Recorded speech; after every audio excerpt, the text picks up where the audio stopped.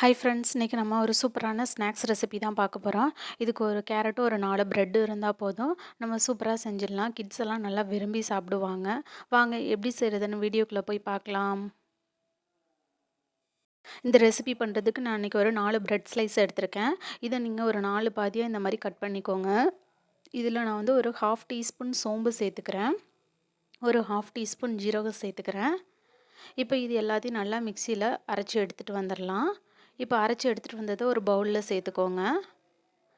இப்போது நான் இங்கே வந்து ஒரு கேரட்டை நான் அந்த மாதிரி துருவி எடுத்திருக்கேன், அதையும் நான் ஆட் பண்ணிக்கிறேன்.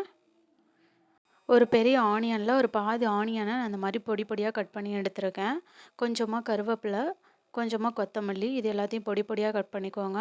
1/2 டீஸ்பூன் மஞ்சத்தூள், ஒரு 1/2 டீஸ்பூன் மிளகாய்த்தூள், கொஞ்சமாக சால்ட்டு, கொஞ்சமாக எள், ஒரு 1/2 டீஸ்பூன் கரம் மசாலா. இப்போ எல்லாத்தையும் நல்லா கைனால் ஒரு முறை எல்லாத்தையும் மிக்ஸ் பண்ணி விட்டுக்கோங்க. இந்த டிஷ்ஷுக்கு நம்ம எந்த தண்ணியும் சேர்க்க வேணாம், அந்த கேரட்டில் இருக்க தண்ணியே போதும். இப்போது நான் இங்கே ஒரு 2 டேபிள் ஸ்பூன் கடலை மாவு நல்லா பைண்டிங் கொடுக்கறதுக்காக சேர்த்துக்கிறேன். நான் இன்றைக்கி தண்ணியே சேர்க்கலை, நான் கைனால் இப்போ நல்லா எல்லாத்தையும் மிக்ஸ் பண்ணி விடுறேன். கேரட்டில் இருக்கிற தண்ணியே போதும். உங்களுக்கு தண்ணி பத்தலைன்னு நினச்சிங்கன்னா தண்ணி தெளித்து பிசைஞ்சுக்கோங்க. நான் இன்றைக்கி கேரட்டில் இருக்கிற தண்ணியை வச்சு தான் ஃபுல்லாகவே பிசைஞ்சிருக்கேன்.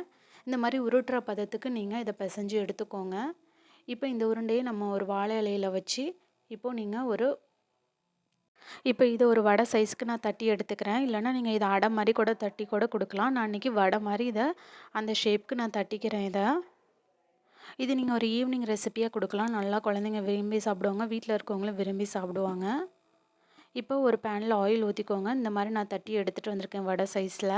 இப்போ ஆயில் சூடானதுக்கப்புறம் இப்போ நம்ம ரெடி பண்ணி வச்சுருக்கிறதெல்லாம் ஒவ்வொரு இதாக ஆட் பண்ணிக்கலாம். இந்த சம்மரில் குழந்தைங்க வீட்டில் இருக்கும்போது இந்த மாதிரி செஞ்சு கொடுங்க, கண்டிப்பாக விரும்பி சாப்பிடுவாங்க.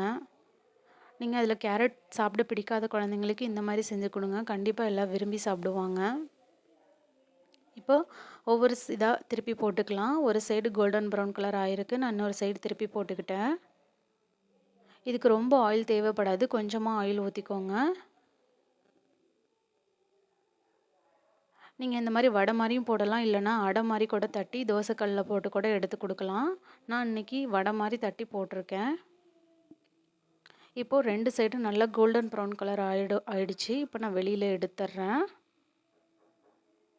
அவ்வளோதான், ஒரு சூப்பரான டீ டைம் ஸ்நாக்ஸ் ரெடி ஆகிடுச்சு.